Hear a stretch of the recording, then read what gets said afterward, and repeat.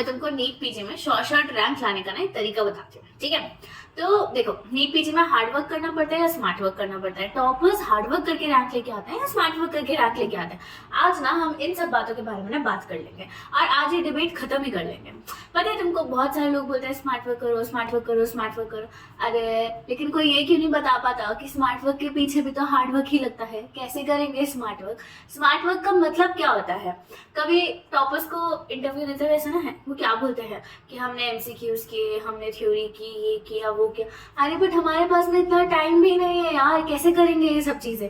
तो क्या पढ़ना चाहिए जिससे हमारी अच्छी रैंक आ जाए? अच्छी मतलब एक ऐसी रैंक आ जाए जिसमें तुमको तुम्हारा अच्छा खासा जो तुम्हें ब्रांच चाहिए वो मिल जाए, अब ब्रांच के आसपास वाली चीजें मिल जाए, ठीक है। तो क्या करना चाहिए? इसी के साथ welcome to the channel of tomorrow's doctors. This is doctor Riya and I welcome you all to the third week of NEET PG 2025 time table series, ठीक है। आई होप लास्ट के 2 हफ्ते जो है वो ठीक ठाक निकल गए हों। जो भी हमने डिसाइड किया था कि हम क्या क्या पढ़ेंगे वो तुमने पढ़ लिया हो, और अगर नहीं भी पढ़ा है तो कोई टेंशन वाली बात नहीं है, हो जाता है, सबके साथ होता है, नॉर्मल बात है। कभी कभी हम सोच रहे होते हैं कि ये पढ़ेंगे ये पढ़ेंगे ये पढ़ेंगे और हमने टाइम टेबल भी रेडी कर रखा होता है, बट हमसे कुछ कुछ चीजें छूट जाती है, ठीक है यार। इसका मतलब ये नहीं है कि रैंक नहीं आएगी, इसका मतलब ये नहीं है कि तुम नीट पीजी 2025 दे ही नहीं पाओगे।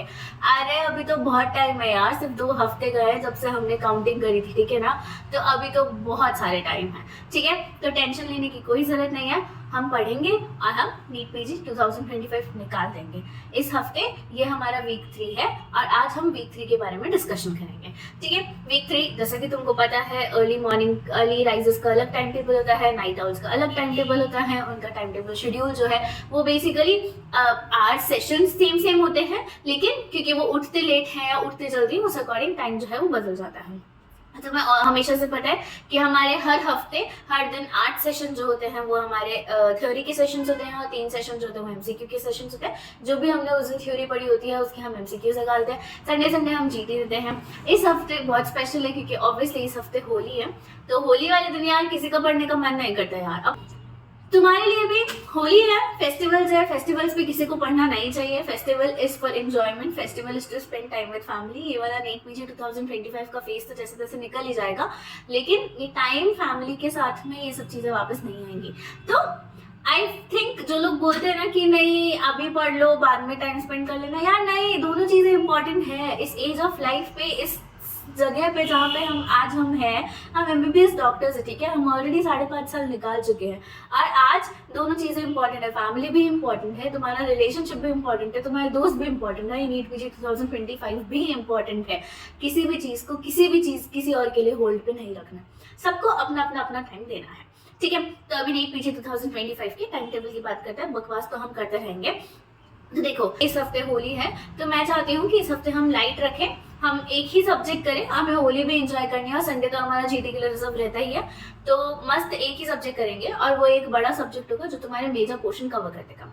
अब तक अगर तुमने 2 हफ्ते पढ़ाई मेरे साथ में करी है, ये वीक टाइम टेबल फॉलो करा है, तो हमारे अब तक 4 सब्जेक्ट्स हो गए हैं, ऑब्स, गायनी, एनाटॉमी, ऑर्थो और रेडियो। और ये अप्रोक्सीमेटली, तुम मानो ना मानो, ये approximately 30 to 40% of the paper constitute कर देते हैं। तो हमारे बहुत सारे क्वेश्चंस बन गए। ऑब्स गायनी के अकेले के 15 से 20 क्वेश्चन आते हैं, वो बन गए। एनाटॉमी के पास 7 से 8 क्वेश्चन बन गए, ऑर्थो के पास से 6 क्वेश्चन बन गए और रेडियो के पास से 6 क्वेश्चन बन गए। इस हफ्ते हम सर्जरी कर लेंगे और हमारे 15-20 क्वेश्चन और रेडी हो जाएंगे। तो उस अकॉर्डिंग जैसा हमने पिछली बार सोचा था कि 100 क्वेश्चन हम खुद अपने दिमाग से कर लेते हैं, बाकी मुझे 100 क्वेश्चन की लड़ाई है, तो उन 100 में से भी तुम अगर ये 3 हफ्ते कर लोगे तो तुम 50 क्वेश्चन और बना लोगे, इजी पीसी, ठीक है। तो हम स्टार्ट करें। तो इस हफ्ते हमारा मंडे जो है वो कल से स्टार्ट होगा 10 मार्च से, और 10 मार्च को हम सर्जरी स्टार्ट करें, तो ठीक है। तो मंडे को सबसे पहले देखो, सर्जरी ना हम बहुत 5 दिन पढ़ेंगे, ठीक है। सर्जरी को हमने पहले 5 दिन नोट करे थे, तो हम 5 दिन ऐसे पढ़ेंगे कि पहले दिन हम जनरल सर्जरी एंडोक्राइनोलॉजी पढ़ेंगे, दूसरे दिन जो है वो हम बेसिकली दूसरी चीजें पढ़ेंगे, ठीक है। जैसे कि तुम्हारा दूसरी चीज हो गई आर्टेरियल सिस्टम हो गया, वैस्कुलर सिस्टम हो गया, ठीक है। तीसरा एक दिन हमने 2 दिन जो है वो हमने डेडिकेट करे जीआई सिस्टम को, क्योंकि उसी में पूरी की पूरी सर्जरी कॉन्स्टिट्यूट होती है। अब 5वें दिन हम मिसलेनियस टॉपिक्स पढ़ेंगे, ठीक है। ये हमारा पूरा सेशन रहेगा। तो अब 10 मार्च जो कि हमारा मंडे है, पहला हम सबसे पहले ब्रेस्ट पढ़ेंगे। I am a big fan of Rohan sir, तो अगर तुम्हें उनकी वीडियोस पसंद है, तुम उनकी वीडियोस देखते हो, मैरो से पढ़ते हो सर्जरी, तो तुम्हारा पहला और सेकंड सेशन 101% ब्रेस्ट होना है। उनसे अच्छा ब्रेस्ट कोई नहीं पढ़ा सकता। So try learning from him, अगर तुम पढ़ रहे हो तो, और किसी और से पढ़ रहे हो तो भी कोई लोड नहीं है, हम फर्स्ट और सेकंड सेशन जो है वो ब्रेस्ट करेंगे, ठीक है। थर्ड और फोर्थ सेशन, अब यहाँ से हमारा एंडोक्राइनोलॉजी स्टार्ट हो जाता है। फर्स्ट सेकंड सेशन में ब्रेस्ट खत्म करने के बाद थर्ड और फोर्थ सेशन हम थायराइड करेंगे, फिफ्थ सेशन हम पैराथायराइड करेंगे, और सिक्स सेशन हम एड्रेनल्स और यूरोएंडोक्राइन ट्यूमर्स के बारे में बात करेंगे। फिर हमारा जनरल सर्जरी है। सेवेंथ सेशन में हम शॉक पढ़ लेंगे। एट्थ सेशन और नाइन्थ सेशन में जितने भी तुम्हारे ओटी जोन्स हैं, ओटी में क्या क्या, पोस्ट ऑप में क्या क्या होता है, सर्जिकल ब्लेड्स हो गए, सर्जिकल न्यूट्रिशन हो गया, ये सब जितनी भी मिसलेनियस चीजें हैं ना जो कि हमारे जनरल सर्जरी में आती है, ब्लेड्स हो गए, सर्जिकल ड्रेन्स हो गए, नॉट्स हो गए, है ना, इसके अलावा तुम्हारे प्रोसीजर्स हो गए, ये सब जो है वो तुम्हें पढ़ना है। अब इसको ना एक पढ़ने का तरीका है, इसमें तुम्हें ना थ्योरी में कुछ नहीं मिलेगा, तुम बेटर है इसमें तुम क्वेश्चंस करो। अगर तुम क्वेश्चंस करोगे ना तुम्हें ज्यादा क्लैरिटी मिलेगी। अब तुम्हें ब्लेड की अगर फोटो आएगी ना, ब्लेड का ये नहीं पूछेंगे कौन से नंबर की ब्लेड यूज की, ब्लेड की फोटो आएगी, उसके ऊपर नंबर तुम्हें पता करना है या क्या जो भी है, ठीक है। ऐसे ही तुम्हें ओटी पोजिशंस या फिर ओटी जोन्स के बारे में, ये सब के बारे में ना क्वेश्चंस जो है वो मेजरली अगर तुम पर्ल पढ़ोगे एज कम्पेयर टू थ्योरी तो वो तुम्हारे लिए ज्यादा बेटर होंगे, ज्यादा बेनिफिशियल होंगे अगर तुम इसके क्वेश्चंस करते हो तो, ठीक है। उसके बाद रेस्ट बचे हुए सेशंस जो है वो हमारे एमसीक्यूज हैं। इसमें एक और कैच है कि हमने जो है ना 9th 10th 11th हम एमसीक्यू करते हैं क्योंकि हमारा फर्स्ट डे है और हम सर्जरी बहुत वास्ट सब्जेक्ट है, तो हम 10th और 11th आज हम सिर्फ 2 ही सेशन एमसीक्यूज के करेंगे क्योंकि तुम 9th जो सेशन कर रहे हो ओटी जोन से इन सब के बारे में वो भी अप्रोक्सीमेटली एमसीक्यू हो गया। I don't consider it as a theory, ठीक है। उसके बाद आता है हम सो जाएंगे। 11th मार्च ट्यूसडे की हम बात करते हैं। पहला सेशन जो होगा वो हमारा बेसिक्स ऑफ ट्रॉमा मैनेजमेंट पे होगा। ट्रॉमा का एक अलग से हेडिंग होता है, ठीक है, बेसिक्स ऑफ ट्रॉमा मैनेजमेंट पे होगा। सेकंड सेशन हमारा एब्डोमिनल थोरेसिक ट्रॉमा पे होगा। ये एब्डोमिनल थोरेसिक ट्रॉमा थोड़ा बड़ा है तो थोड़ा आराम से टाइम लेके करो, है ना, ज्यादा लोड लेने की जरूरत नहीं है इसमें। थर्ड सेशन हमारा थर्मल इंजरीज होगा। फोर्थ और फिफ्थ सेशन हमारा हेड ट्रॉमा और इसके अलावा जितने भी न्यूरोसर्जिकल प्रोसीजर्स होते हैं उन सब के बारे में हम बात करेंगे।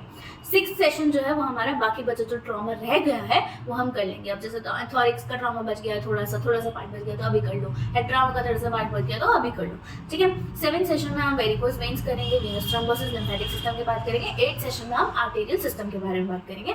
बाकी सारे सेशन हमारे एमसीक्यूज होंगे। अब हम आते हैं वेडनेसडे पे which is 12th March.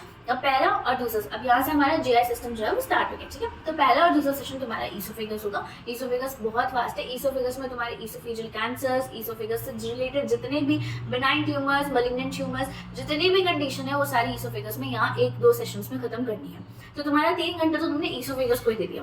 Third और फोर्थ सेशन तुम स्टमक और अपर जीआई हीमरेज को दे दो। फिफ्थ सेशन तुम्हारा अपेंडिक्स होगा। Six session rectum anal canals होगा। 7th और 8th सेशन जो होगा वो तुम्हारा स्मॉल और लार्ज बॉल की बेनाइन कंडीशंस पे और कोलोरेक्टल कार्सिनोमास पे होगा, ठीक है। तो कोलोरेक्टल पॉलिप्स और कैंसर्स में हम 7th सेशन और 8th सेशन के बारे में बात करेंगे। बाकी सारे सेशन तुम्हारे एमसीक्यूज है। फिर आया अपना थर्सडे मतलब 13th मार्च। फर्स्ट सेशन तुम्हारा बाउल ऑब्स्ट्रक्शंस और बेरियाट्रिक सर्जरी पे होगा। दूसरा सेशन तुम्हारा लिवर और स्प्लीन पे होगा। छोटे छोटे पॉइंट्स है, ज्यादा बड़े बड़े नहीं है लिवर और स्प्लीन में। थर्ड सेशन तुम्हारा गॉल ब्लैडर और बाइल डक्ट्स पे होगा। फोर्थ और फिफ्थ सेशन तुम्हारा बेनाइन कंडीशंस और ट्यूमर्स ऑफ पैंक्रियास पे होगी। काफी बड़ा होता है पैंक्रियास तो फोर्थ और फिफ्थ सेशन उस पे होगा। 6th और 7th सेशन तुम्हारा हर्निया पे होगा और 8th सेशन तुम्हारा ट्रांसप्लांट सर्जरीज और जितना भी बचा हुआ तुम्हारा गैस्ट्रोइंटेस्टाइनल सिस्टम में कुछ रह गया है जो तुमने ऊपर नहीं कर पाए या कुछ भी मिनिमली इन्वेसिव सर्जरी, कुछ भी मिसलेनियस पार्ट जो है वो तुम 8th सेशन में करोगे। बाकी सारे सेशंस जो है तुम्हारे एमसीक्यूज हैं। अब आता है होली वाला दिन। 14 तारीख को होली है, सब जगह होली आई थिंक 14th को ही मन रही है। तो please enjoy yourself, spend time with your families, मजे करो। लेकिन एक रिक्वेस्ट है जो कि मैं तुमसे होली वाले दिन करना चाहती हूँ। मैं चाहती हूँ तुम पढ़ो नहीं उस दिन, लेकिन मैं चाहती हूँ तुम 35 मिनट्स के 3 सेशन एमसीक्यूज के लगाओ। हर इन 35 मिनट्स में क्या 3 सेशन एमसीक्यू होंगे जिससे तुम्हारी सर्जरी ऑलमोस्ट कंप्लीट हो जाएगी।